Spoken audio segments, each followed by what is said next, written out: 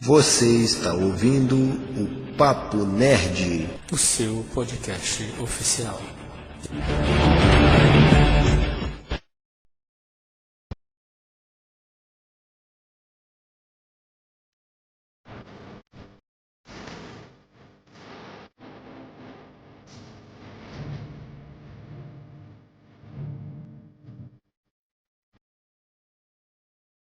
Salve nerds em Geeks, eu sou Igor Leão e vencer sem riscos é triunfar sem glória. Que isso, gente, começamos bem. Que é profundidade. Aí galera, aqui é Della Torre e a estratégia sem tática é o caminho mais lento para a vitória. A tática sem estratégia é o ruído antes da derrota. Caraca.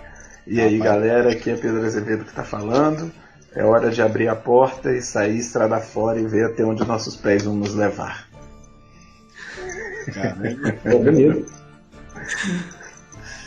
Fala galera, aqui é o TM e quando um membro do grupo está morrendo, eu sendo um bom bardo, vou tocar uma música com magia de cura.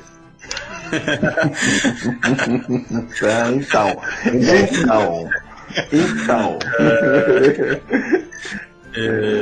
Muito bem, galera, estamos aqui mais uma vez na Taverna do Papo Nerd para conversarmos hoje sobre as raças que estão presentes ali no mundo de Tormenta, né, nesse cenário de Tormenta, não é mesmo? E vamos conversar um pouco aqui com o nosso mestre Pedro. Estamos aí, né? Edgar, PM e eu juntos para aprendermos um pouco mais sobre as raças presentes ali e podermos escolher, né, qual será o melhor para que nós possamos adaptar ao nosso jogo, não é mesmo? Mas lembrando sempre que a Taverna do Papo Nerd é patrocinado sempre pela Medieval Burger, o nosso parceiro nessa batalha. Saudações, guerreiros! Preparem-se para a batalha! Você está convocado para enfrentar os nossos burgers. Transforme sua noite em uma batalha épica. Venha fazer parte da nossa tropa. Peça online pelo site www.medievalburger.com.br ou baixe nosso app Medieval Burger, disponível para Android e iOS. Visite também o nosso reino, Rua Platão Boixá 468 Lions. Funcionamos de terça a domingo das 19 às 23h30. Medieval Burger, sempre prontos para a batalha.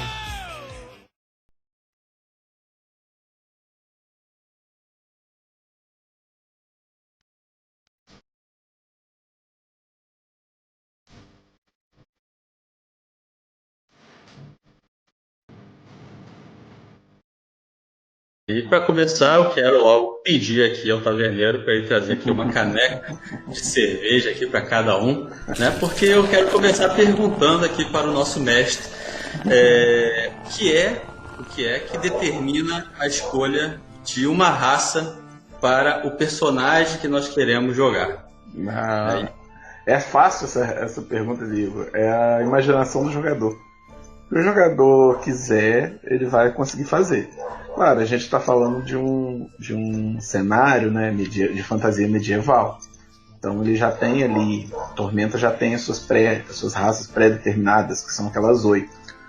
Que são 8 que a gente vai falar aqui hoje. Mas dentro daquilo ali, o jogador pode explorar da forma que ele quiser. Se ele quiser criar um anão que foi criado por elfos e que é amigo de um halfling, pouco importa. Se ele quiser criar um humano que foi criado por um minotauro, sei lá, coisas mais bizarras possíveis ele pode. Então, só a imaginação é o que para a gente nesse negócio. Certo. E, então, explica pra gente quais são as raças que existem, né, nesse cenário de Tormenta, né, para que a gente possa esmiuçar aí cada uma, né, de acordo com o interesse que nós temos, né, nesse cenário. Então, Igor, nós vamos falar hoje de 8 raças básicas, né? Assim, falando rápido, são os anões, os elfos, os goblins, os humanos, os halflings, os minotauros, que são raças já mais conhecidas em toda. Quem conhece um pouco de fantasia medieval já ouviu falar cedo ou tarde de alguma delas. E os exclusivos de Tormenta, que são os Lefou e os Karim, e a gente vai falar mais à frente. Só um detalhe, Igor, que eu estava até comentando com o Thiago no Instagram um tempo atrás. Tormenta foi lançada a pré-venda do livro novo, né, do material novo do Tormenta D20. Eu tô doido para comprar, ainda não tive a oportunidade, não começou os envios ainda. Assim que eu adquirir, a gente faz as atualizações, tá? Porque pode ser que alguma raça seja acrescentada e a gente faz a atualização aqui, show? Show de bola, isso aí.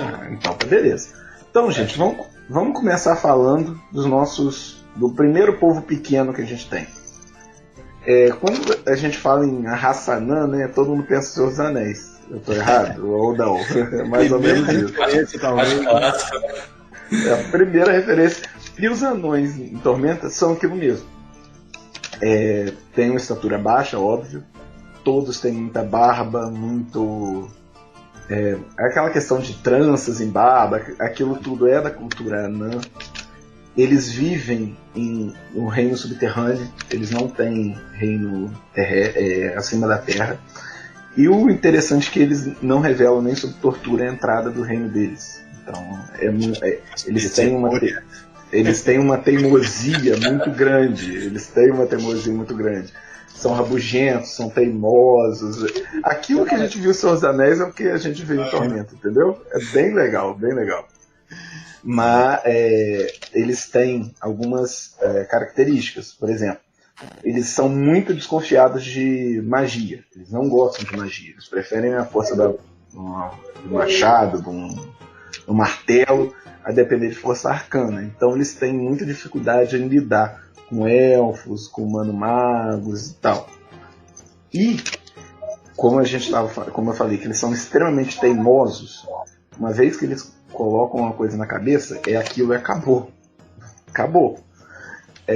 A tendência maior dele, naquelas tendências que a gente conversou, leal, neutro e bom, leal, neutro, caótico e bom, neutro e mal, a maior parte deles é leal, neutro, ou seja, ele segue a lei.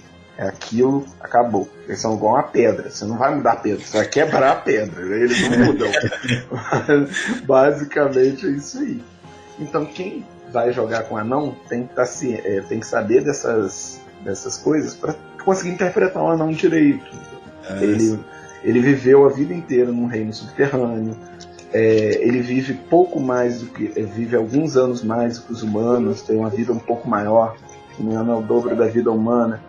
Então, ele passa muito tempo no subterrâneo. Então, e os anões que vivem na Terra, que vivem no reinado, eles são tipo párias. Eles foram expulsos do reino e não tem como voltar.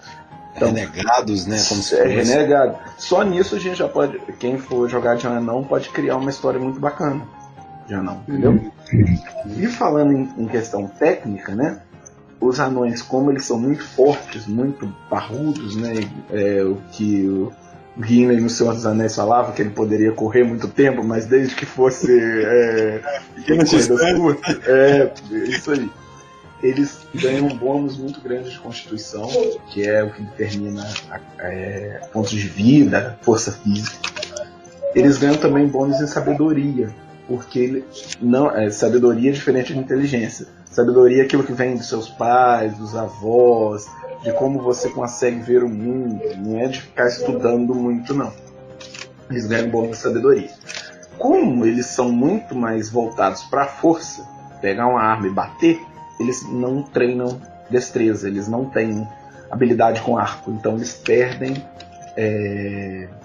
eles têm um decréscimo de 2 em destreza. Eles têm mais 4 em constituição, 2 em sabedoria e perdem 2 em destreza. Como eles vivem muito tempo embaixo da terra, eles vivem no escuro, completamente. Eles não precisam de uma fonte de luz para enxergar no escuro. E os outros detalhes, eu não sei se a gente pode falar...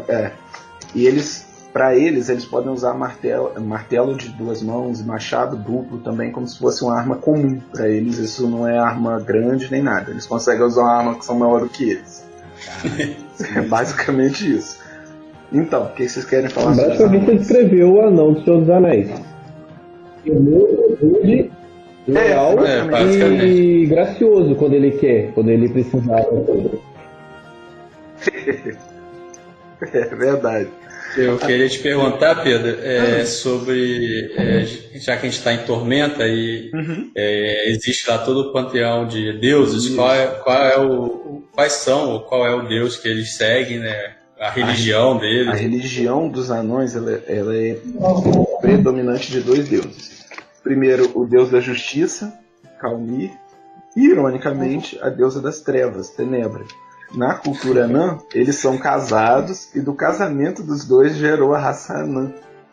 Porque eles vivem embaixo da terra, ou seja, eles vivem na escuridão. Eles não consideram Tenebra como uma deusa má. É simplesmente um fato, a escuridão existe e acabou, e ela governa a escuridão. Não necessariamente de coisas ruins, entendeu? E um culto que tem crescido entre os anões é o deus da força, porque eles lidam muito bem com os minotauros. E o deus da força, né? Eles, como anão, adoram a competição de força, tem crescido junto com eles. E eles só tem, como eu falei antes, eles só tem um reino, que é do Reirim. O reino, os humanos não têm noção de qual é a extensão dele, muito menos onde são as entradas. E nos últimos anos, todas as entradas do reino foram lacradas. São poucos anões vistos em Arton agora, porque os anões estão lutando uma guerra contra os elfos. Tô doido. Com os Trolls das Cavernas, que é uma raça de troll inteligente. Aí eles estão saindo pouco em aventura, mas ainda assim eles conseguem se dar bem com algumas raças, né, entendeu? É muito difícil você ver um anão. Aí agora é o mestre que tem que fazer. Se o Igor decide fazer um anão, o Edgar fazer um Lefou, o anão não vai conseguir tolerar a presença do Lefou. Então o mestre vai ter que... Eu vou ter que me virar para fazer esse grupo funcionar de um jeito certo, entendeu? Assim, você vai ter que deixar eu bater nele. Se você for rápido, bastante. A questão do né? Mas também tem aquela questão, né, Pedro, do background, e você conseguir criar um contexto que, por exemplo, tem, pelo que eu estava lendo no A Tormenta, tem alguns anões que são errantes, eles saíram das terras dele e seguiram outras vidas. Sim. Aí tem anão que seguiu monge, uma coisa assim. Tanto é que o meu background que eu já estou escrevendo vai ser interessante se o Pedro aceitar. Vai ser algo bem interessante. Não, mas é claro que eu vou aceitar, meu filho. Se você não usar nenhuma raça com ajuste de nível, meu amigo, você pode usar o que você quiser daí. Aí vai ser bacana. Aí, gente, isso é o que a gente tem que falar de anões, sem a gente entrar muito em questão técnica. Questão de dado, de ponto de vida, eu acho que não convém a gente entrar agora. É mais a gente saber como que é o personagem. Minha figura de anão até hoje é o Gimli do Senhor dos Anéis. Aquilo. Pronto, não tem outra. É o Gimli e os anões em Tormenta, em Arton, não seguem muito aquilo de diferente daquilo não, tá? Inclusive de armamento, de armadura, esse tipo de coisa. Legal. Um bom cachimbo. Isso aí, Thiago. Eles estão muito com a questão de fumo mesmo, eles realmente têm. E tem alguns que eles usam assim, tem uma frase: eu prefiro perder a vida do que perder a barba. A barba não! Então, esse tipo de coisa. Então, pra gente sair dos anões e passar para outra raça, uma última pergunta sobre eles. Quais são as raças que eles se dão melhor e quais são as raças que eles não se dão de jeito nenhum? Eles têm boa relação com o Minotauro, porque eles são muito parecidos na personalidade literal, de que é aquilo e acabou, muito centrado. E também por conta da questão da força, né? Com os humanos, eles têm, igual a maioria de todas as raças, lidam bem com os humanos, que é o que mais tem no mundo. Só que eles são muito desconfiados de magia. Então, raças mágicas como o Elfo e o Carim, eles não se relacionam bem. Se a gente colocasse um grupo, o anão ia ficar brigando com o Elfo o tempo inteiro. Ia ficar escarnecendo, cuspindo, esse tipo de coisa. E E eles, os Halflings, que são os nossos queridos hobbits, todo mundo gosta de Halfling. Então todo mundo gosta. Então eles se dão bem com todo mundo. Olha lá, ó. E, por fim, eles não suportam Goblins e Lefous. Eles não conseguem ficar juntos. Os Goblins, que são os nossos... que em todo o cenário é o que o herói enfrenta de nível no início, né? De nível 1. Os Lefous que a gente vai falar mais na frente. Essas são as raças mais difíceis para um anão lidar. Show de bola. Então, por favor, taverneiro, mais cerveja aqui, mais uma rodada aqui para toda essa galera aqui. Porque fica com a garganta seca. Não, cerveja não pede hidromel, eu prefiro hidromel, é mais gostoso. Hidromel. Não, deixa a outra cerveja aqui para mim e traz o hidromel para eles. Bom.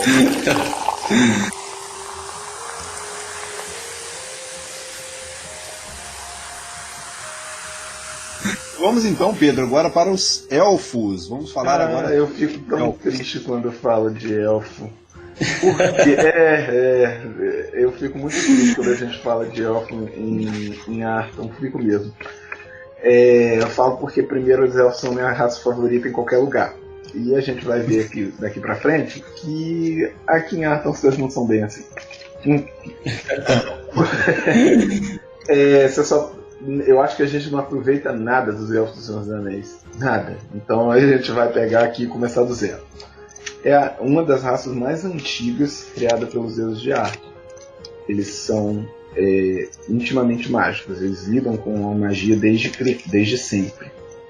E eles são magros demais, graciosos, velozes. Não existe um elfo feio.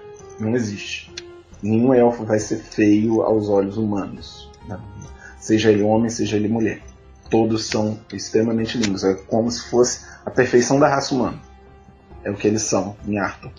Só que isso fez com que eles ficassem extremamente orgulhosos. Eles acreditam que eles são melhores que qualquer outro povos. Eles nunca aceitaram aliança de nenhuma forma. Aí o que aconteceu? Foram todos massacrados. Basicamente foi isso mesmo. A nação élfica de Lenórien, que ficava em Arton Sul, na parte sul do reinado, existiu durante vários séculos, e sempre em guerra contra os goblinoides. São raças monstruosas, de goblins, hobgoblins, orcs, bugbears. Em uma analogia bem assim, fácil de entender, é como se fosse aquele exército gigante dos Senhor dos Anéis, o Retorno do Rei de Orc, sabe? Imagina aquilo, vários monstros diferentes que guerreavam contra os elfos. Só que esses monstros, eles não têm inteligência. Então, eles vinham, atacavam, os elfos massacravam eles, porque eles eram sempre mais inteligentes. Até que surgiu o campeão do Deus da Morte, que é o Thor Ironfist. Ele uniu todas as raças monstruosas e destruiu a raça élfica. Acabou. Eles nunca aceitaram ajuda. A raça élfica foi aniquilada. Hoje, o que sobrou dos elfos, eles vagam entre o reinado, sem direção.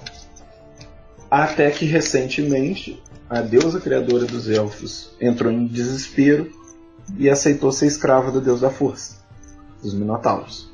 Então, hoje, por direito, os Minotauros podem escravizar qualquer elfo do reinado. Então, a sina élfica em Arton está bem complicada. Teve o reino destruído, tudo eles perderam e agora eles ainda são escravos ainda dos Minotauros. Eu não posso dar spoiler aqui, porque o Thiago acho que ainda quer ler A Deusa do Labirinto. Quero. Com certeza. Então, a Deusa do Labirinto, ela conta desde que eu comecei a ver, a entender desse mundo, a Deusa do Labirinto conta a primeira redenção élfica. Primeira e única, eu nem sei se vai ter mais. Mas a primeira coisa de boa que acontece com os elfos é na Deusa do Labirinto. Mas são uma raça que eu particularmente gosto muito de jogar. Adoro jogar com elfos. Apesar dessa questão da interpretação. Você tem que criar um background muito envolvente para você fazer o elfo lidar com qualquer outra raça. Um bom resumo para elfo agora é elfo. Agora o jogo virou. Porque na visão... O background dele tem que ser assim, eu era exatamente. Filho de um nobre rico, exatamente e depois que os nobres pegaram, e agora...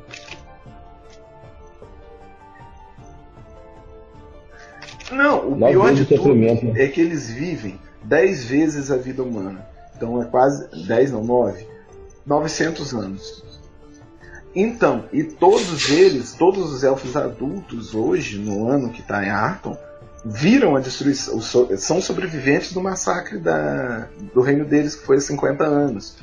Então todos eles são, para eles, passou muito pouco tempo, né? Eles não têm a vida humana.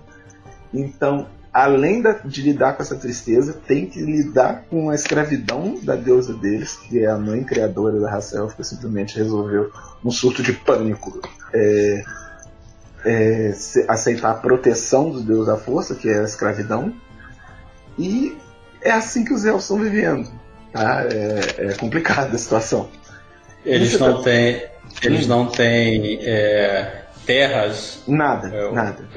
E eles vivem o quê? Já que eles são escravos dos Minotauros, eles vivem na terra dos Minotauros ou eles vivem espalhados por aí? Muitos sim. Muitos, quando viram que Glórien, que é a deusa élfica, foi escravizada, muitos perderam completamente a esperança e rumaram pro reino dos Minotauros, onde eles formaram uma comunidade chamada Gueto Élfico, que é basicamente uma favela de elfos.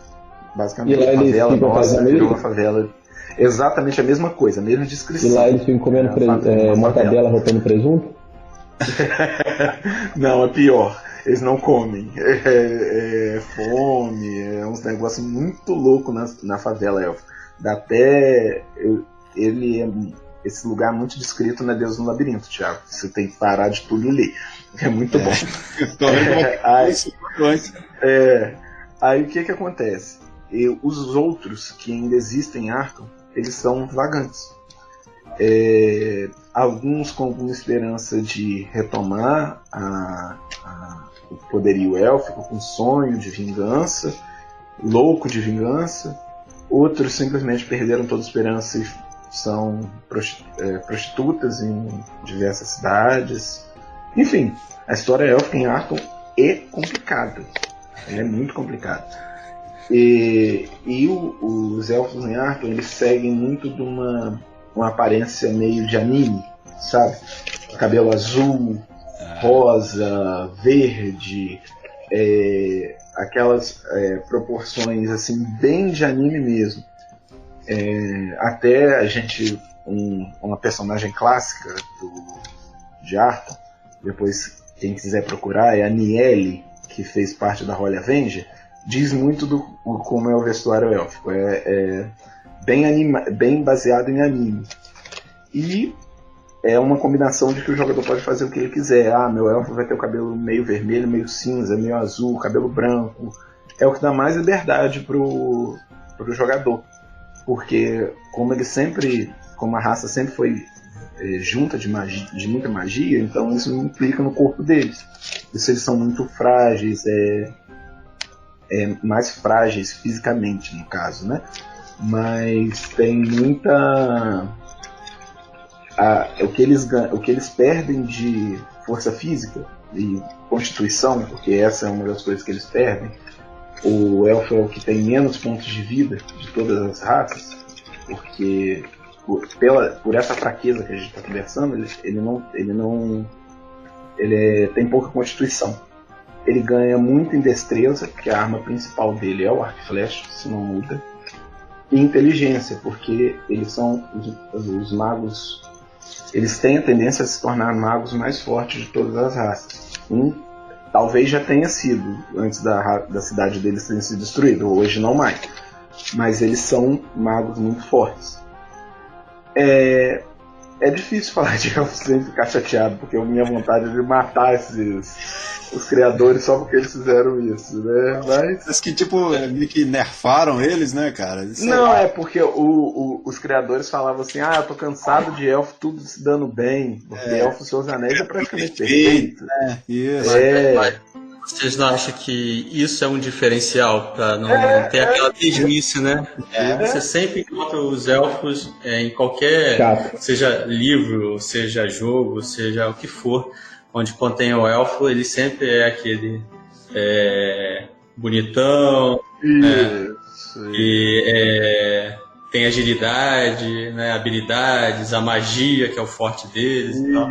Isso traz uma dinâmica diferente, né? Porque aí se todo mundo sempre escolhe o elfo para jogar, chega ali, o elfo é a ralé. Exatamente. Escolher um elfo para jogar, né? E aí... Pô, agora só jogador casca-grossa consegue pegar um elfo. Se jogar com ele, vai ter que ser... Vai ser porrada. Igual, hoje, os elfos eles têm uma relação complicada com o Minotauro. Mesmo no elfo livre.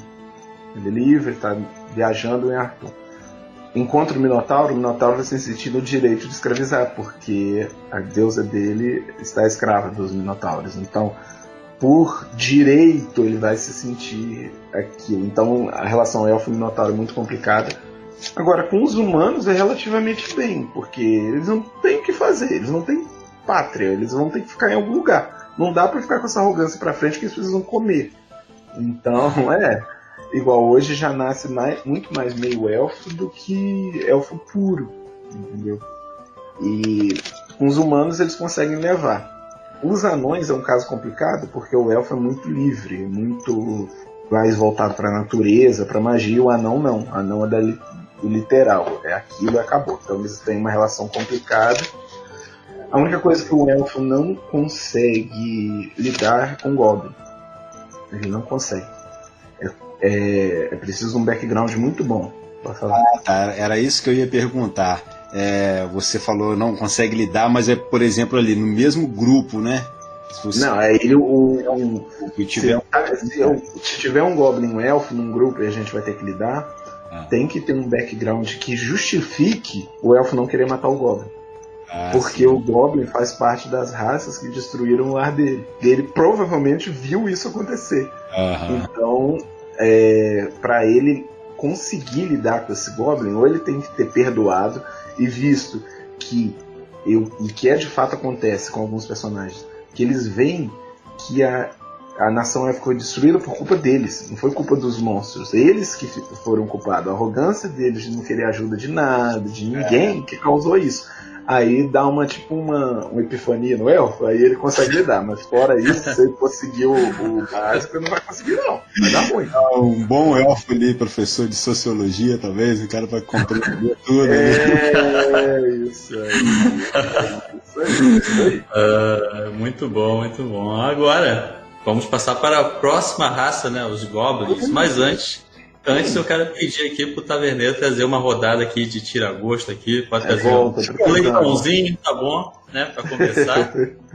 Enquanto a gente toma aqui o nosso hidromel, nossa cerveja, e ouvimos aí o Mestre Pedro falar sobre Goblins.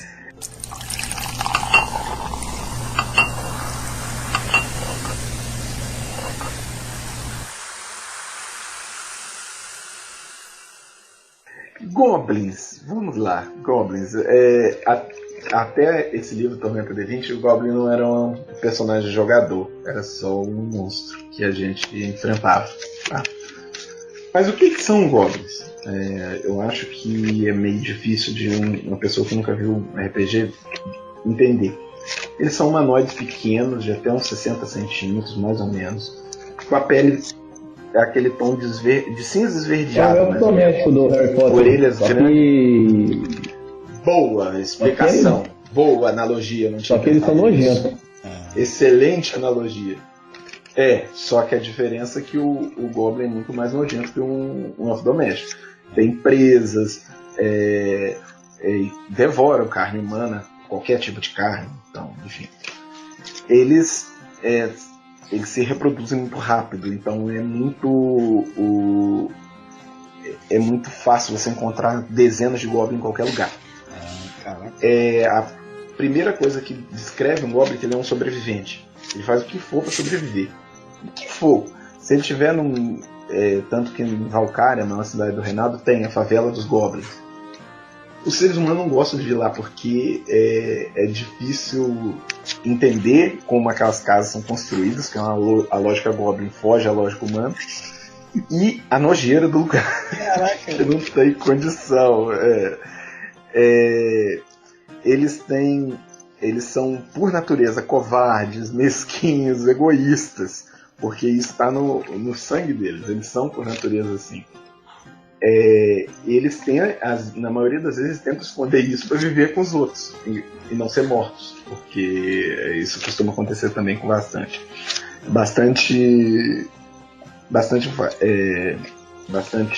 frequência. Eles não têm amor próprio, então eles não sabem o que é humilhação. Eles nunca vão saber.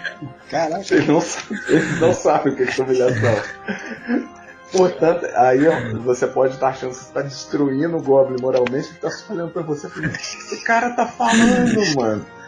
Então, interpretar um Goblin é muito engraçado. Um grupo que tem um Goblin é engraçado, porque é diferente do Halfling, que ele é bom de natureza, quer fazer piada, igual um Hobbit. Não.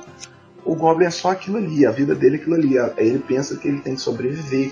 Porque o Goblin, acho que a expectativa dele de vida é uns 10 ou 15 anos, que não é muito.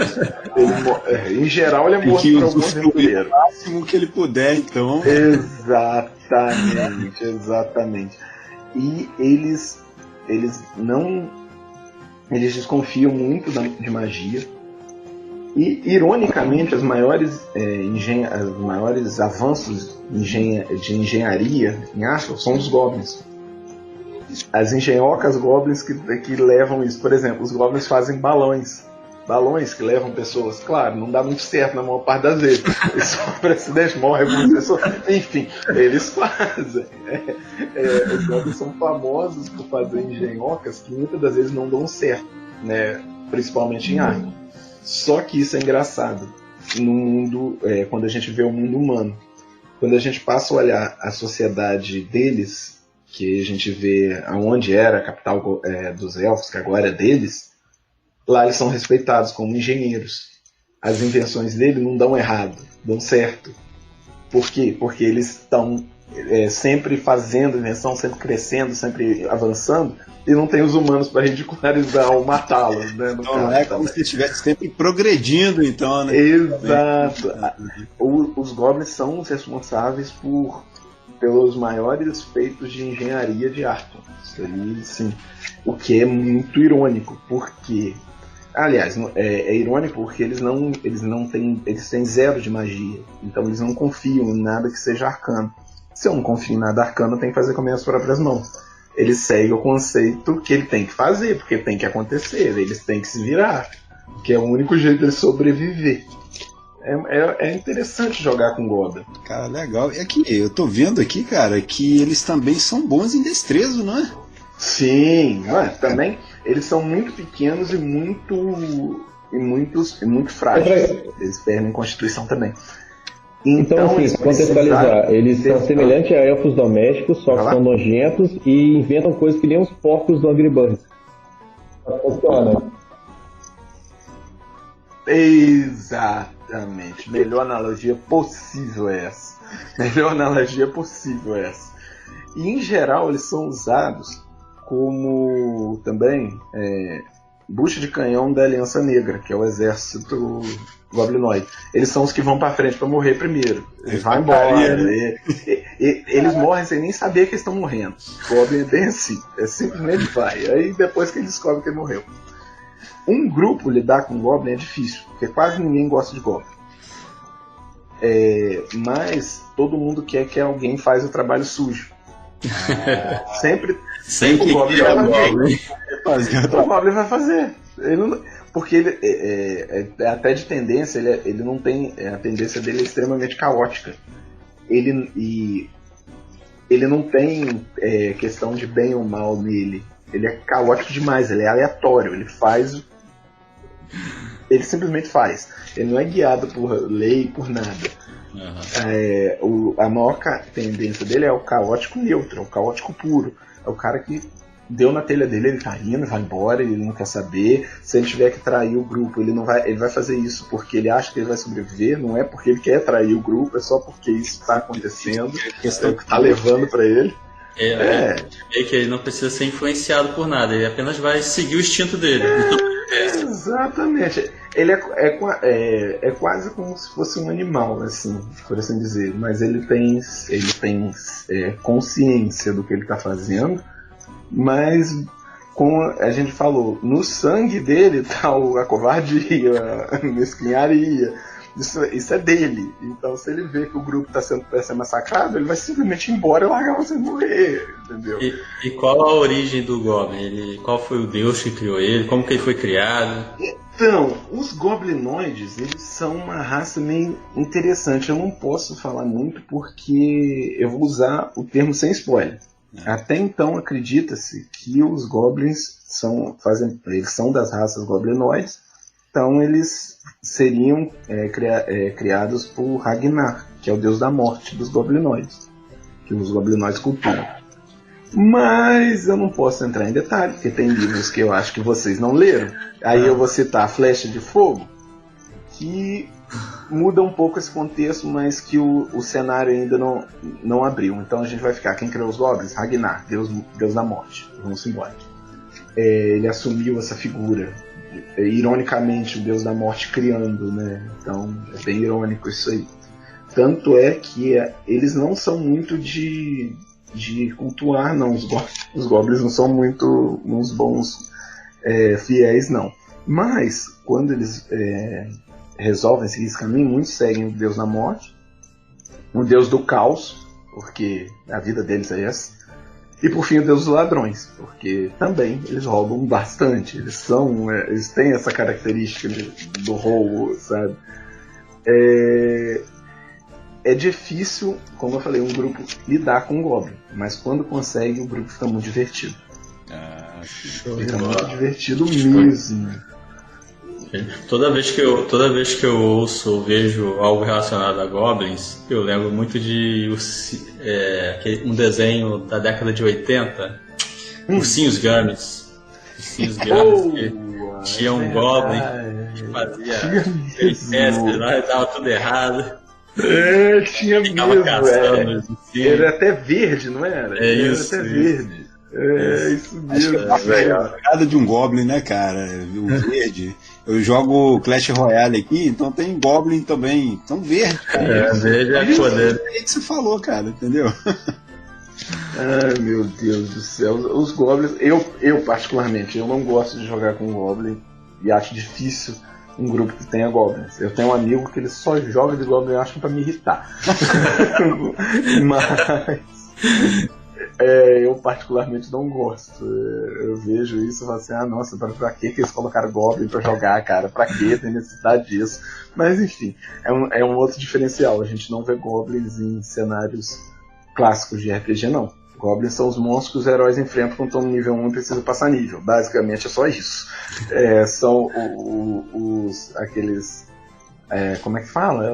Os brutamontes, não os capangas dos vilões, na verdade, do início. Mas aqui em Arton a gente pode jogar com eles também. E pode tornar agradável? Pode, mas eu me irrito com eles muito fácil. Então agora, para passarmos para a próxima rodada, taverneiro, por favor, traga mais hidromel, porque já tomei muita cerveja. Tem que dar uma diferenciada, né? Vocês vão ter que equilibrar um pouco as coisas aqui, né?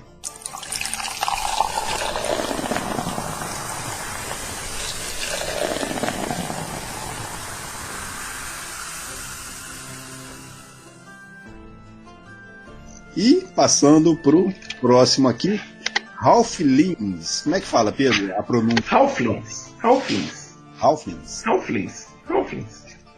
Halflings, a gente usa o termo Halflings porque Hobbit é da Terra-média, né? E até se você já viu, quem já viu o Senhor dos Anéis legendado, ele fala Catch the Halflings. Halflings significa pequenos em inglês, então a gente usa esse nome. O que é basicamente são os hobbits do Senhor dos Anéis, são os Halflings aqui. Pequenos, menores que anões, sempre felizes, gostam de cultivar a terra, com muito pelo nos pés. Eles não usam nenhum tipo de calçado com aquela casca grossa no pé, né? Tipo Smurf, só que não azul. Ele é aquela raça que todo mundo gosta de ter por perto. Porque ele tipo Smurf, só que não azul. É verdade. Eles têm um aspecto muito inofensivo. Todo mundo que olha subestima o Ralph, na maior parte das vezes. O que pode ser um erro, se o Ralph for um aventureiro experiente. Ou porque na maior parte das vezes eles são aqueles caras que ficam ali fumando cachimbo, vendo o dia passar, plantando sua horta. E assim eles vão. Café da manhã, o primeiro deixa aí junto. Isso aí. Almoço. Exatamente, esse ponto aí eu quero explorar quando tiver na aventura. Se todo mundo olhar pra mim, eu falo assim, não leva a sério não, é só um Ralph, não dá nada não. As melhores tavernas de Arthur são na terra dos goblins, dos Halflings. Os Halflings têm um reino para eles, que praticamente não tem governo.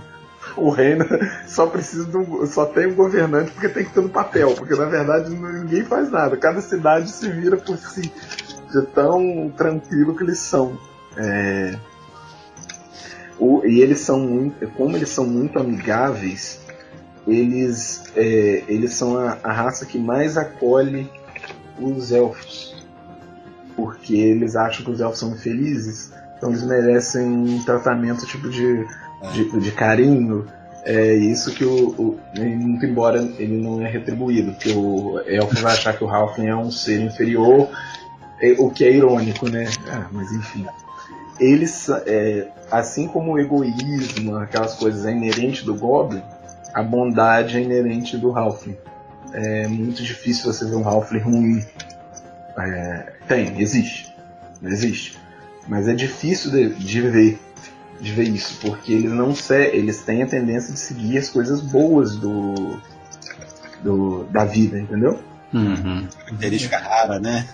É uma característica. Muito embora eles foram criados pelos deuses dos ladrões. Que diga o Bilbo, né? Pois é. Grande ladrão, óbvio. Agora os Halflings que são ruins devem ser tudo sacola bolseira. Eu também acho. Mais ou menos por aí. Quais são as habilidades deles, Pedro? Eles têm, como eles são muito pequenos, a mesma coisa dos Goblins. Eles sempre se especializam, têm tendência de se especializar em combate à distância. Com fundas, que é tipo um estilingue que você joga pedra, ou um arco curto, então eles têm mais destreza, ganham mais 4 de destreza.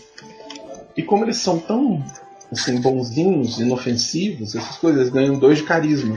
A característica para conversa, tanto para enganar quanto para convencer uma pessoa.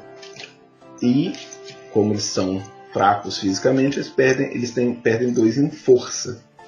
Mas os Halflings são um negócio interessante, que toda vez que eles tentam fazer um teste de enganação, eles têm um bônus, porque ninguém desconfia de um Halfling. Então eles podem ser muito fácil um Halfling enganar qualquer outra raça. Eu acho que o Edgar vai explorar isso, mas tudo bem. Ele já tá rindo ali, cara. Por que alguém desconfiaria de um bolso vazio ao lado de um Halfling? Um bolso pode estar furado. Exatamente, porque não foi o Ralph que me roubou. Não, ele é tão bonzinho, a carinha dele. E vida que segue. E eles se dão bem com todas as raças. E eles não têm inimigos? Não tem inimigos. Pô, que de boa, né, cara? Charutozinho, né? Aquele cachimbinho, né? Tá sempre de boa, cara. Tá sempre de boa. Isso. Ele é sempre de boa. Ele não vai... mesmo que alguém tente criar problema com ele, é difícil ele querer criar problema com alguém.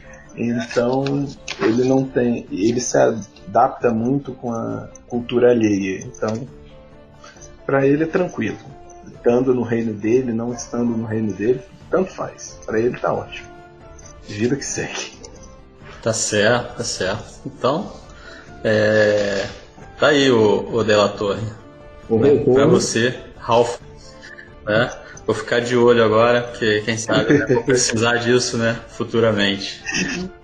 Já que o Delator já decidiu, né, o que ele quer ser, então vamos ficar já de olho.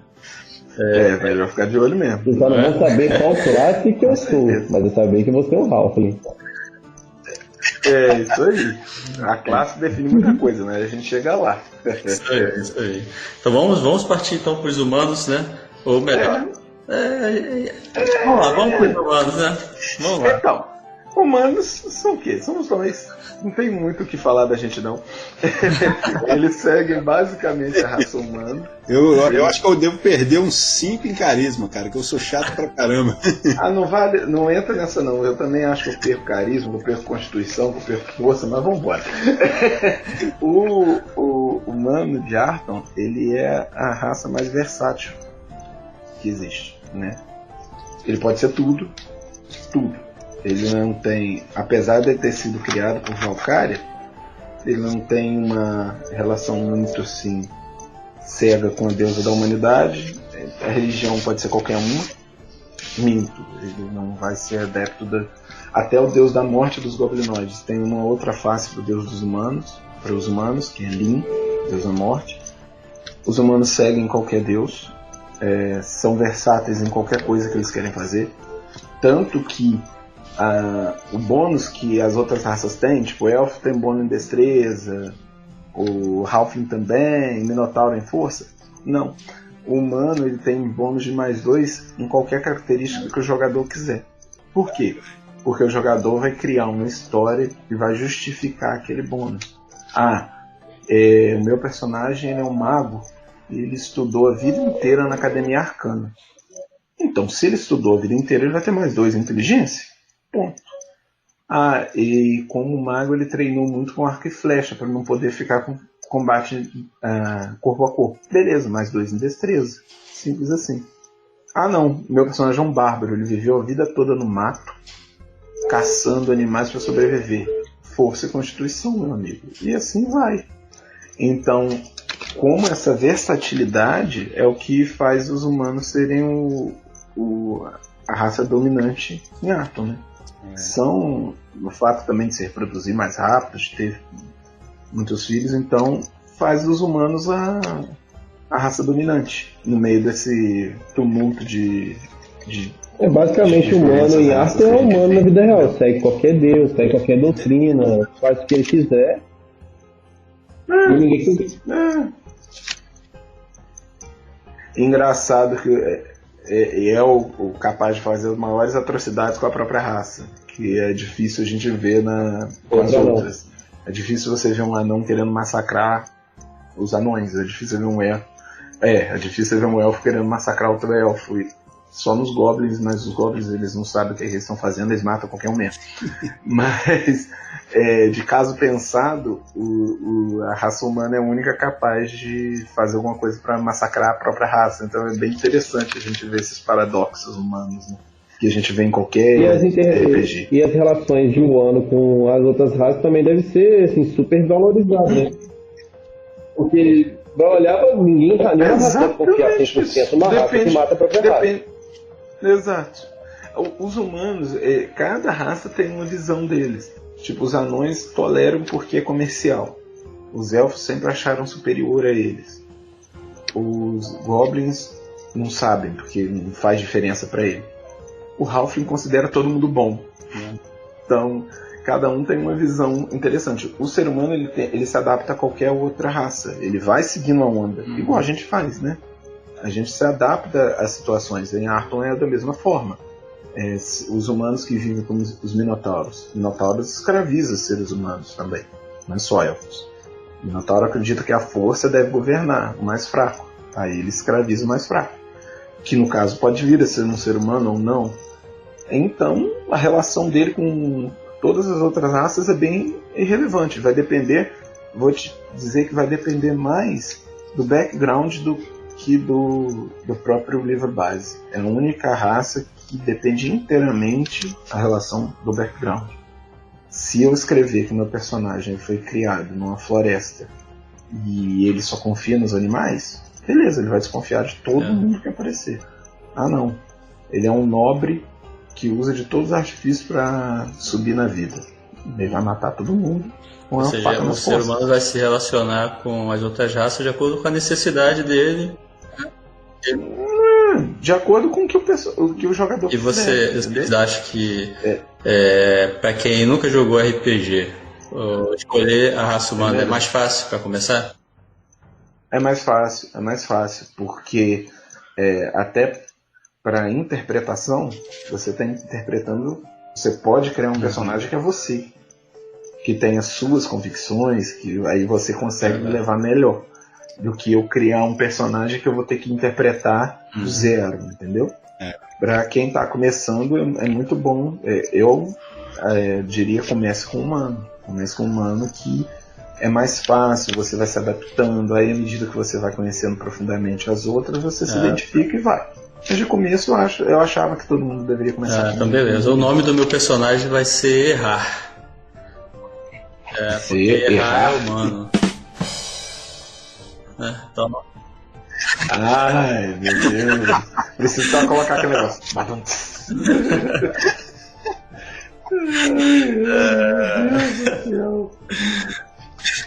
Meu Deus, só vocês mesmo. O taverneiro descer. Não, joga uma cerveja nele. Ou deixa ele ser.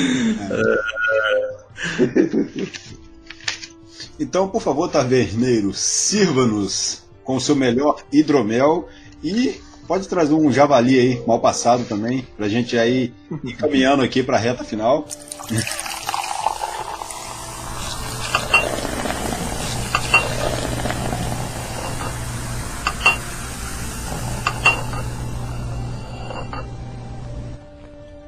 Agora, Pedro, vamos falar dos Lefous, né? Tá aqui, Lefou. Lefou é uma raça exclusiva de Tormenta. Eu digo exclusivo porque você não vai... Quem digitar Lefou no Google não vai achar em lugar nenhum, não sei que seja em Arthur. Que são os Lefous?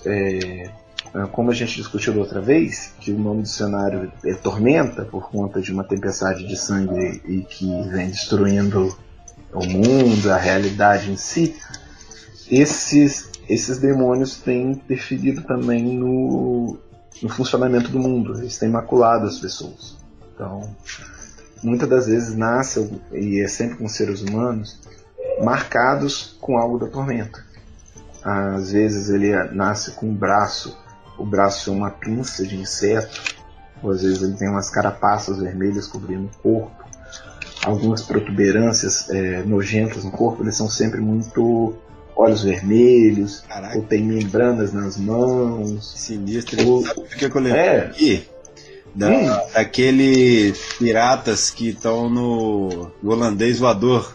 Do Piratas do Caribe, que tem? Com aquele Jones. Que eles ficam todos peixe, né? Metade. Isso. Caraca. Você pensa naquilo só que é inseto. Só que voltado para inseto e vermelho. Caraca. É isso que vem o Lefou. Ele sempre vai lutar com aquela voz interior da tormenta contra ele. Ele precisa ter um autocontrole muito grande, porque senão ele cede a loucura e vai matar os outros. Caraca. E vai se entrega à tormenta. É meio uma bomba relógio, cara, tá? É uma bomba relógio. É extremamente difícil jogar com Lefou. É muito difícil. Deve ser muito bom você tendo um grupo Lefou, Goblin, aí você fica olhando pros dois, você não sabe qual dos dois que vai estar aí primeiro. Caraca!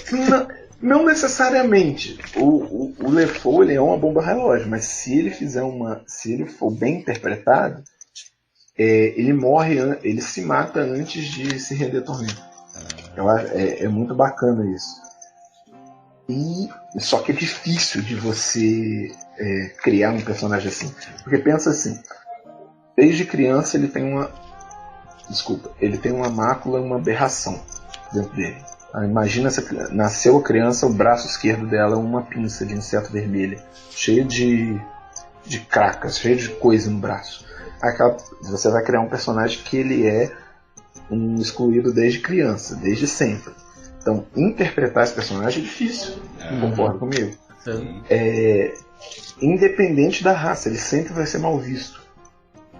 Sempre vai ser mal visto. Ele pode vir se tornar um herói, mas ele vai ser sempre mal visto. Por quê? Ele tem parte do corpo dele baseado na coisa mais difícil de combater em Arkham, que nem os deuses conseguem vencer. Aí você está usando os poderes dele, porque todo LeFou tem uma habilidade da tormenta.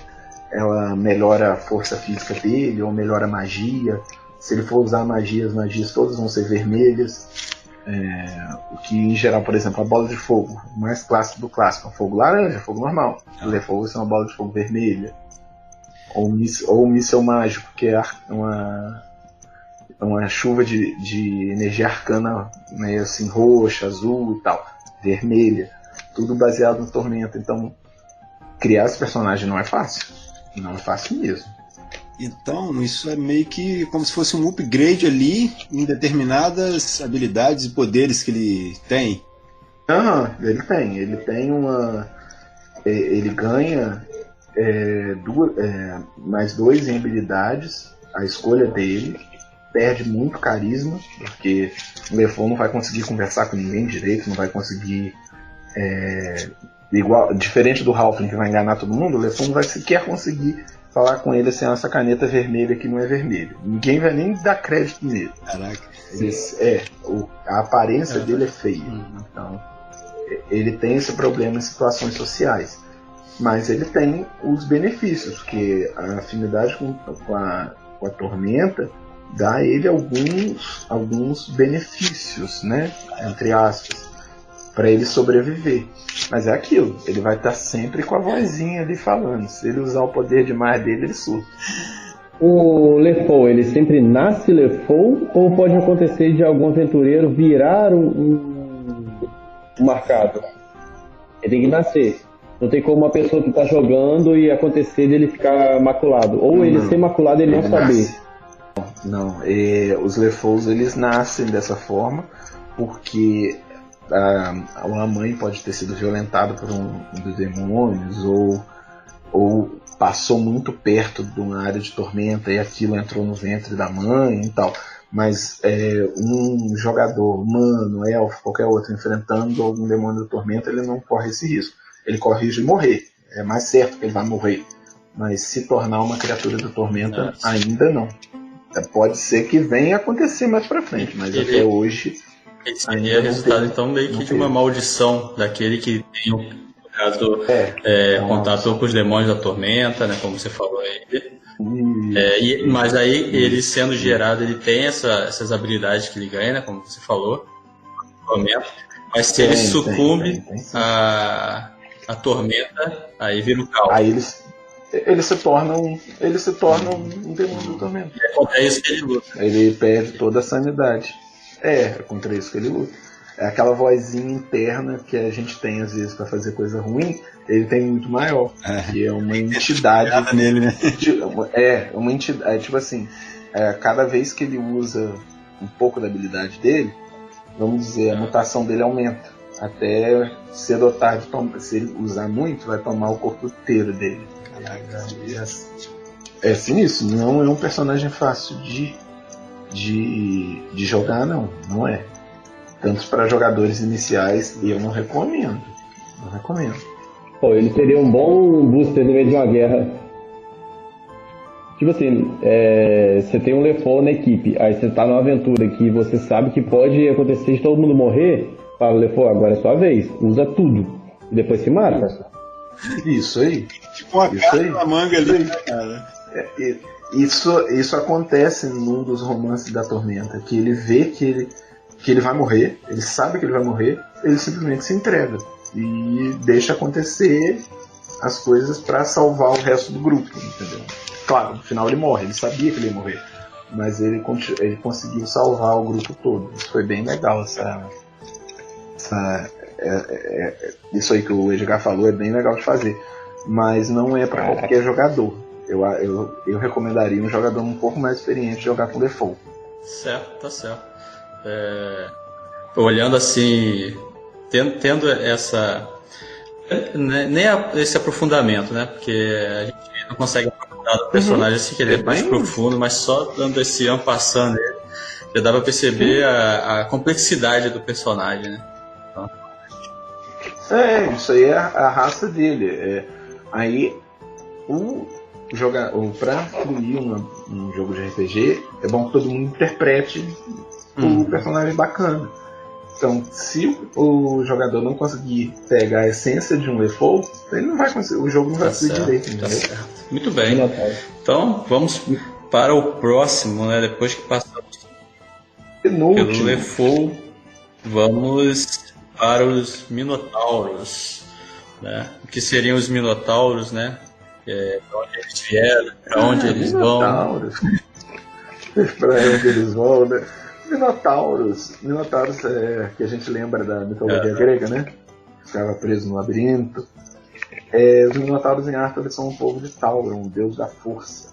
Eles são uma raça guerreira, muito orgulhosa e venera acima de tudo a força. A força é que dita o que é certo e o que é errado. O mais forte domina o mais fraco. Aliás, o mais forte protege o mais fraco. Só que aí o fraco serve ao mais forte. Essa é a doutrina dos Minotauros. O que eles são? Isso não serve por bem, serve por mal, né? Sim, basicamente. Eles são extremamente escravocratas. A cultura dele é baseada na escravidão. E Minotauros, eles só são homens. O que é um Minotauro? Um homem, pensa num homem normal, muito musculoso, com a cabeça de touro. E você sabe se tem alguma explicação para isso? Do quê? Do fato de ser corpo humano e cabeça de touro. Não, porque o que eles explicam é que Tauron é dessa forma. O touro em chamas, o criador da raça. Isso já vem. Então criou, por exemplo, da criou linhagem, a raça. Né? Tem a origem, eles são da linhagem.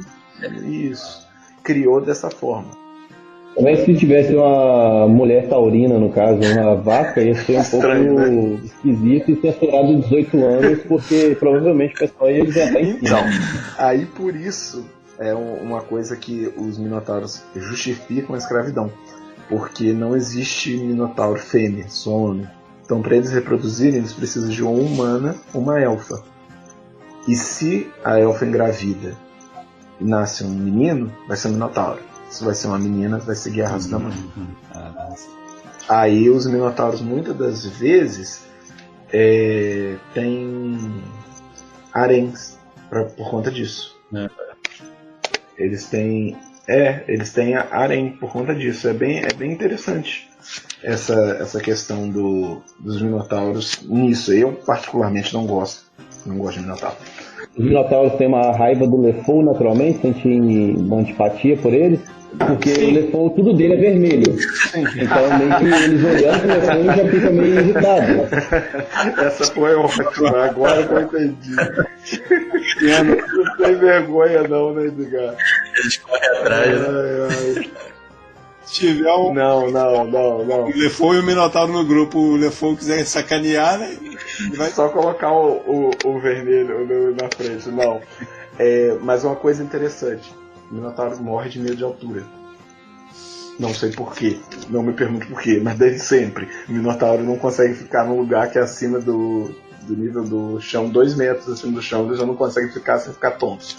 Eu não sei porquê, desde que eu me entendo por gente e jogo RPG, o raio do Minotauro é assim, eu não entendo porquê, mas acontece.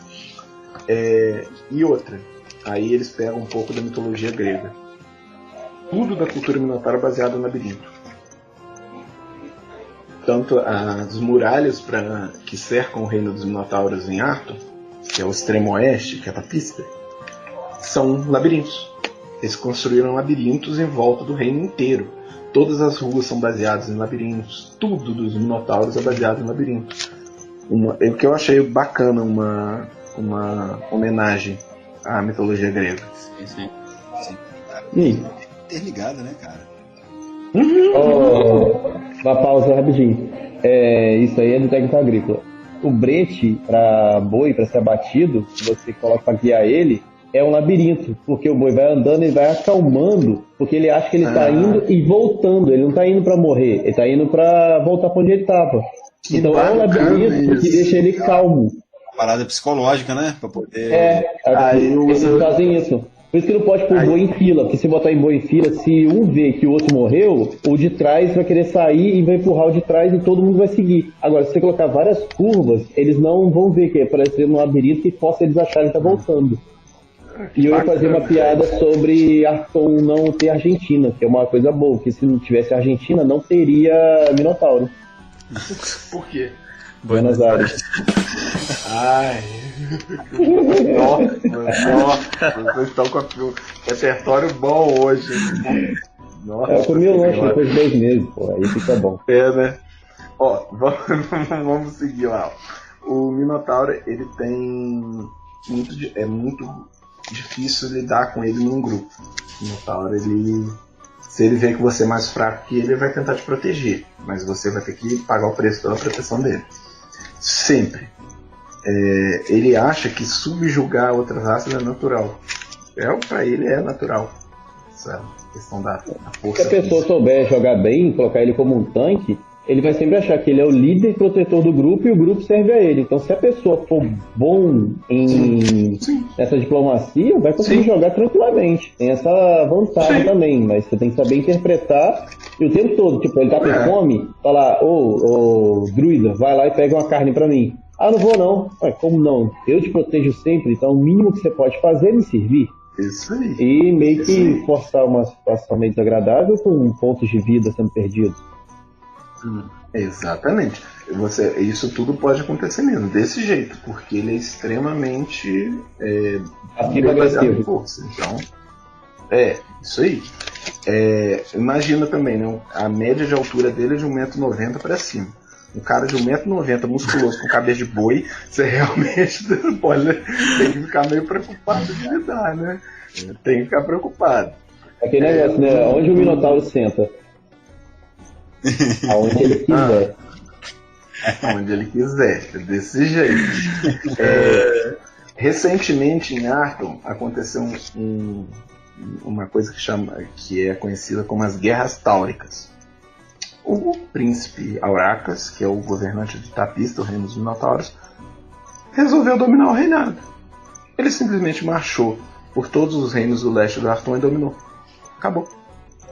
Existia o reinado, existia o imperador-rei que governava todo o reinado, não existe mais. Existem os Minotauros. Caraca. Hoje é dividido entre os Minotauros e a Liga Independente. Os Minotauros dominaram metade de Arton, resolveram vários problemas dentro desses reinos que eles dominaram, e existe o que sobrou do reinado humano do outro lado. Resolveram os problemas. Hoje resolveram aspas. Resolveram aspas. Muitas aspas aí. Resolveram a custa da escravidão desses reinos também. E hoje a divisão em Arton tá assim. A gente até pode seguir um pouco adiante, que Arton tá no meio de uma guerra, um estilo de guerra. O que sobrou do reino humano tá numa guerra tipo a Segunda Guerra Mundial, contra os puristas, que são xenófobos, superiores a tudo, e os humanos da Liga Independente tentando sobreviver a um Hitler lá. Tipo, maluco lá. É o Hitler deles. Aí, olha, no lado táurico não. É a ordem, é aquilo que acabou. Aí eles falam assim, os humanos não conseguem se governar, nós vamos governar para eles. E assim foram dominados. E simplesmente foi isso. As legiões começaram a marchar e dominou, acabou. Eles não têm muitos magos, eles perdem muito em magia. O que eles fizeram? Fecharam a maior academia, a Academia Arcana, maior escola de magia do reinado. Tem o maior arquimago do mundo trabalha lá, é o diretor da escola, o Dumbledore, sabe? Ele simplesmente fechou a porta, ninguém entra, ninguém sai. E o Talude, né, que é o Dumbledore daqui, tentou reagir, mas se ele reagisse ia morrer muita gente. E não teve nenhum povo, nenhuma raça que conseguiu deter eles. Não, que tentou. Não. Simplesmente foram embora. Ele é baseado muito no exército romano. Os minotauros de Arthur são baseados em Roma. Então até o nome deles é baseado nessas questões romanas de Gaius, Júlio, tem muito, Július, tudo com S no final, a Pax Táurica que eles queriam impor, esse tipo de coisa. Aí tanto são legiões, o exército deles é formado por legiões e tal. Tem centurião, tem isso tudo nos minotauros. Hoje o mundo de Arthur tá assim, então lidar num grupo com minotauro pode ser legal, do jeito que o Delator falou, mas pode também ser insuportável. Será que eles se sentem ofendidos se chamar eles de chifrudo ou dizer que a mãe deles é uma vaca?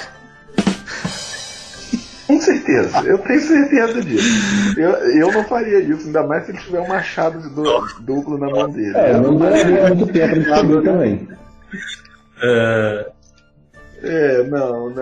Tá certo. Não, melhor não. Eles iam me escravizar. Não. Então, vamos. No final você acaba escravizado. Aqui, trazer mais uma rodada aqui de hidromel. E vamos seguir aqui pro último, né? Que é o Carim. O último.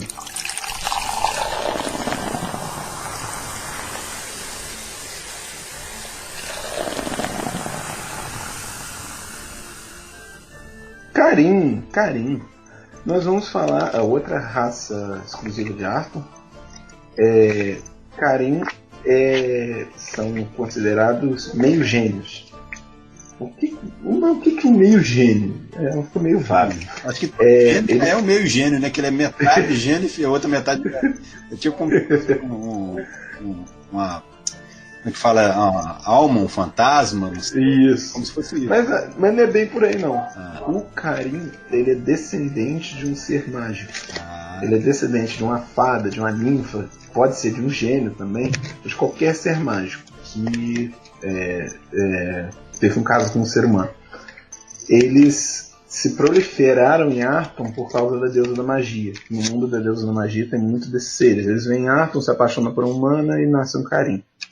Ou vai nascer dali algumas gerações com sangue mágico. É a raça extremamente voltada para feiticeiros, tá? Não para magos, apesar de que quando a gente for falar, ficou aqui um alento, quando a gente for falar da diferença de algo entre magos e feiticeiros, que os elfos são os melhores magos, mas os Carim são os melhores feiticeiros. Aí a gente vai explicar melhor por que existe essa diferença. Os Carins, eles têm um carisma muito forte, tanto que é o maior bônus dele, é mais 4. Você não consegue, assim, a olho nu, ver a diferença dele. Mas eles têm em alguma parte do corpo, não é nem tatuagem. Sabe o Shiryu quando usa o Cosmo, aparece o dragão nas costas dele, simplesmente aparece? Ele fica às vezes escondido, mas ele se manifesta de acordo Ele tem em alguma parte do corpo algum símbolo arcano marcado. E não é marca de não, é isso que eu quis dizer. É que simplesmente é dele. Eles são. Essa tatuagem brilha quando eles usam magia também, né? Caraca, legal. Tipo umas runas, né? Do Shadow. Isso, runa, alguma runa em alguma parte do corpo dele e vai identificar, porque no resto ele é bem parecido com o ser humano. Ele tem sangue mágico correndo nas veias dele, né? Caraca, gostei. Só que eles têm uma característica, eles são muito irritantes. E aí, ó? Eles são muito irritantes por quê? Porque eles lembram pra todo momento: eu sou especial, eu sou descendente de algum ser mágico, eu sou o cara. Mas de sacanagem, sabe? Pra irritar o sujeito, eles fazem isso. Mas eles são bons companheiros, eles são acolhedores, é fácil de conversar com os Carins e tal, não é difícil. E eles gostam muito de atender desejos, tá? Como se fosse a ascendência deles, né? Ele fica muito feliz em prestar um favor. Tipo assim, eu preciso que você faça isso. Ele vai ficar muito feliz em fazer. Mas até por conta da questão de um gênio. Eles falam que o Caim, ele tem um duelo de hospitalidade com o Halfling. por conta dessa generosidade, de querer mostrar assim, e tal. Por isso que eles se dão muito bem com todas as raças. E só não tanto com anões. Porque o anão não confia muito. E o Goblin. O anão não confia em magia. Acha que magia... Não é que ele acha que magia é inútil, mas ele tem muita desconfiança. E o Goblin não consegue fazer magia, nem que ele tente. Então, ele acha que aquilo ali é perigoso, então não vai conseguir lidar. E não existe ainda nenhuma terra, nenhum reino desse povo, né? Não existe. Eles muitas vezes frequentam o reino de Unna, que é o reino onde tem a maior magia do reino. Mas fora isso, eles são uma raça que eu particularmente gosto, apesar de ser irritante, apesar dessas coisas. É uma raça voltada para magia, eu gosto mais de personagens mágicos. São muito bacanas, eles são divertidos como eles têm um carisma alto, personagem com carisma alto, o jogador tem que interpretar como se um camarada carismático. Thiago vai fazer um carinho bardo. Bonito, enfim, é legal de conversar. Cara, eu ia perguntar isso agora. Se um iniciante poderia começar com carinho, cara. Pode, cara, pode sim. Eles têm, não é difícil não. Tem as dificuldades de toda classe mágica no começo. Sim. Que eu vou te falar uma coisa só. Poucos pontos de vida. Toda classe mágica. Vai morrer com a pedrada no começo, quer ver? Então, eu posso falar não que isso já aconteceu comigo. Isso já aconteceu comigo, de eu morrer com a pedrada de um Goblin que eu tinha 4 pontos de vida só. Caraca. Isso já aconteceu. Mas toda raça mágica, todos tem esse problema, mas o carinho não é difícil de jogar. Não é difícil, ele é bem legal, ele é bem... porque é o boa praça, é o cara boa praça. É o que vai estar sempre disposto a ajudar todo mundo. Ele vai... Só não sei se ele combinaria muito com o bardo. Um detalhe, poderia colocar ele com um bardo. Aí, Thiago, você já viu aquele Alto da Compadecida? Só você botar alguém pra tocar aquele pífaro pra te acordar. Você morre e volta. Já. Aí fica tocando. Ensina alguém lá. O João Grilo e faz voltar a vida. Aí você tem mais um tempinho pra jogar.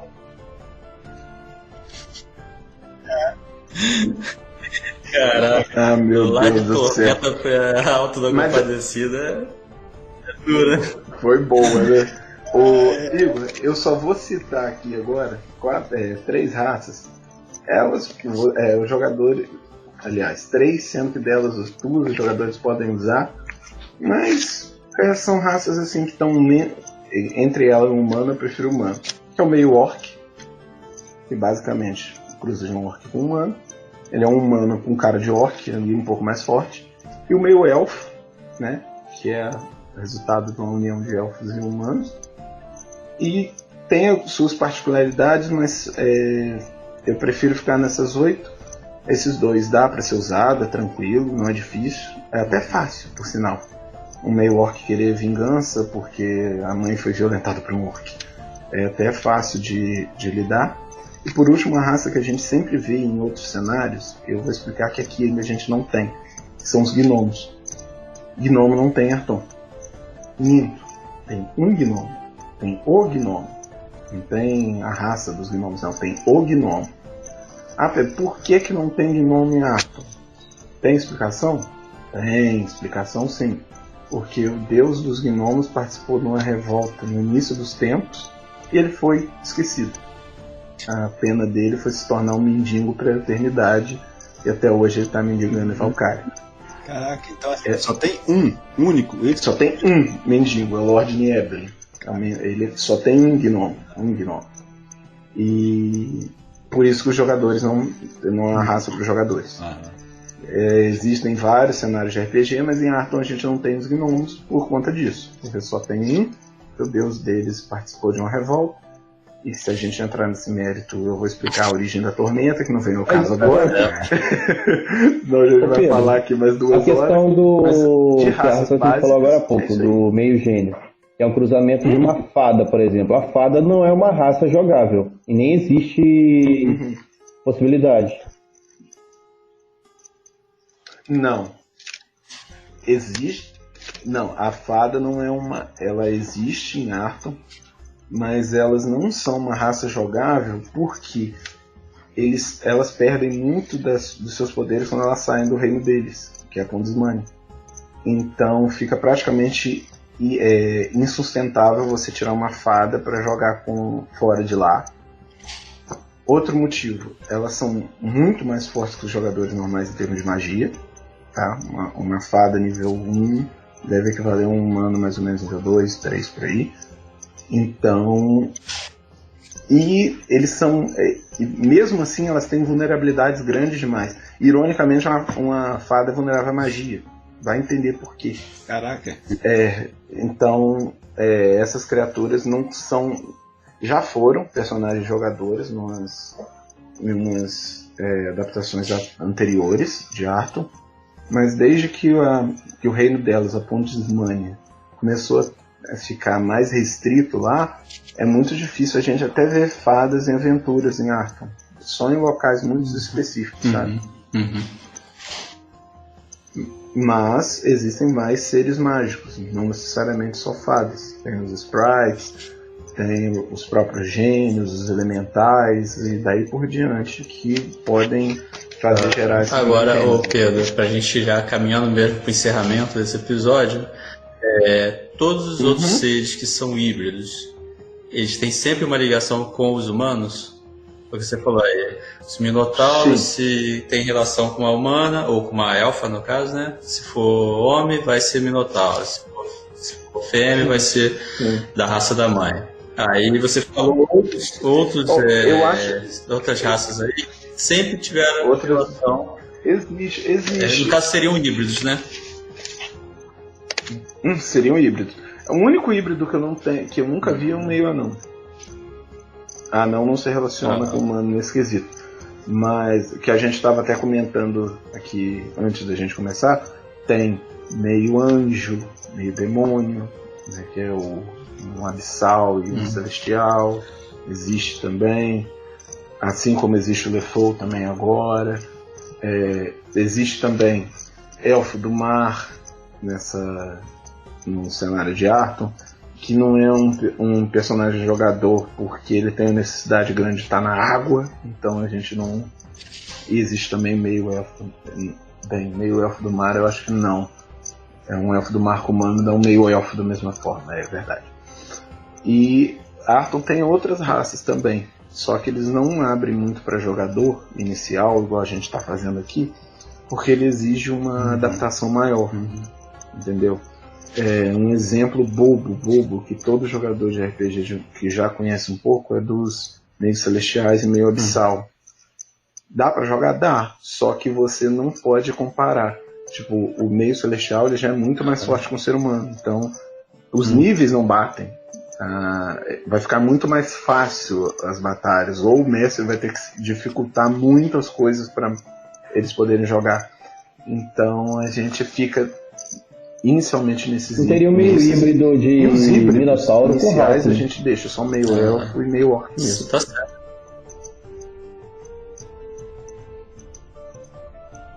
Não, até porque, convenhamos, né? O Minotauro tem quase 2 metros de altura. Uma coisa colocar um Rottweiler com a ficha. Exato. Ia nascer igual lá, o Ralph tem menos 2 de força, o Minotauro tem mais 4. Ia nascer um bezerro de mais 2. Um garotinho.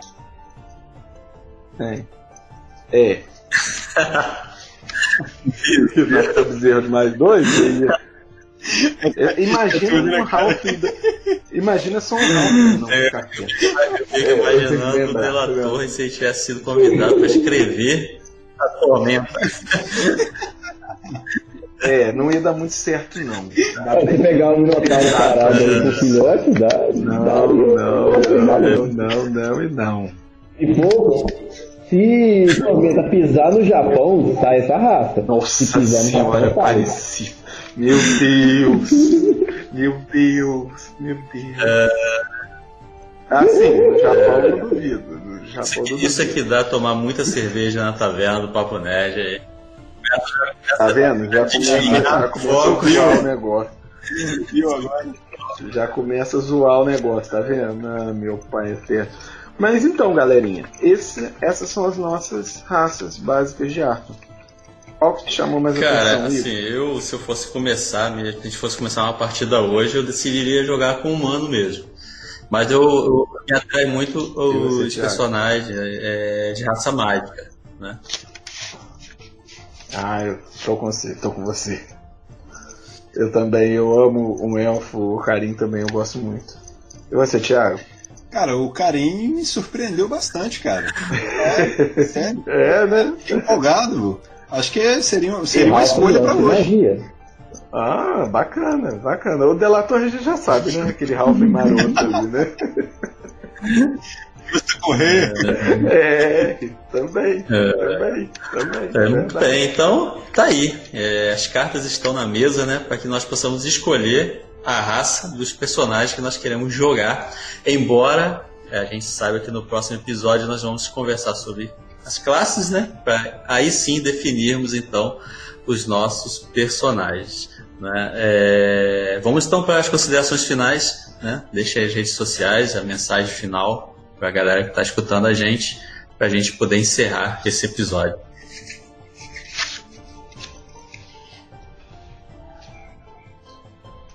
Gente, então, é isso. Eu espero que vocês tenham curtido. Eu gosto muito de RPG, então é sempre bom falar. Agradeço o convite. Obrigado, Igor. Obrigado, Thiago. Obrigado, do Edgar. Tamo junto aí. A gente vai... Tomara que a gente consiga começar essa aventura, que vai ser bem bacana. E é isso, né, gente? Agora vamos ver o que os dados estão aí pra gente. Vamos rolar e vamos ver o que vem. Obrigado, gente. Quem quiser pode seguir minha rede social, que é Pedro Azevedo 27, dá uma forcinha lá no DS Geek também. Valeu, gente. Valeu, galera. Mais um episódio aí gravado com sucesso. E vamos mais uns episódios aí pra frente e vai começar a nossa aventura. Toda grande aventura começa sempre com o primeiro passo. E a gente tá dando ele aqui. Então me segue aí nas redes sociais, Edgar O Della Torre, e tamo junto aí. Valeu, galera. Muito, muito legal, cara, conhecer aí agora um pouco mais sobre Tormenta e sobre os personagens, né? Essas raças aí. Gostei muito do episódio hoje, de conhecer um pouco mais aí. Não conhecia, assim, o Lefou, o Karim, fiquei surpreso, né? E já tem um pezinho inclinado ali para escolher a raça, né? E estou muito agradecido mesmo a todos vocês aqui com mais um Taverna do Papo Nerd aqui. Muito obrigado. E vou fechar aqui com o taverneiro, pedir para ele trazer aqui mais hidromel para toda essa galera aqui. Se quiser conversar comigo, estou lá no Instagram, no Twitter, Thiago Moura, TM.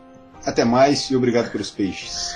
Muito obrigado você que está ouvindo, né? Você que está escutando aí a gente, né? Nós queremos agradecer a sua audiência, pedir que você compartilhe e divulgue, né, esse episódio, marque a gente lá nas redes sociais. Se quiser conversar com cada um de nós, né, as redes sociais estão na descrição deste episódio. Daqui encerramos o nosso episódio, né? Encerramos também a conta nessa taverna, né? E vamos todos para as nossas casas. E até o próximo encontro na nossa taverna do Papo Nerd. Valeu, galera. Um abraço. Então, vamos pedir aqui mais uma rodada aqui para finalizar por conta da Medieval Burger para toda essa mesa aqui. E fica aqui um recado importante para a galera de Bom Jesus do Itabapoana. Eles abriram recentemente lá o ponto físico. Então você já pode juntar aí o seu grupo, o seu bando aí e ir lá na Medieval Burger fazer o seu lanche, galera, né? Já trabalhavam com delivery e agora tem um espaço lá, o ponto físico, ficou muito legal, gente. Então acompanhem @Medieval Burger no Instagram, beleza? Valeu, galera. Saudações, guerreiros, preparem-se para a batalha. Você está convocado para enfrentar os nossos burgers. Transforme sua noite em uma batalha épica. Venha fazer parte da nossa tropa. Peça online pelo site www.medievalburger.com.br ou baixe nosso app. Medieval Burger disponível para Android e iOS. Visite também o nosso reino, Rua Platão Boixá 468 Lions. Funcionamos de terça a domingo das 19 às 23h30. Medieval Burger, sempre prontos para a batalha.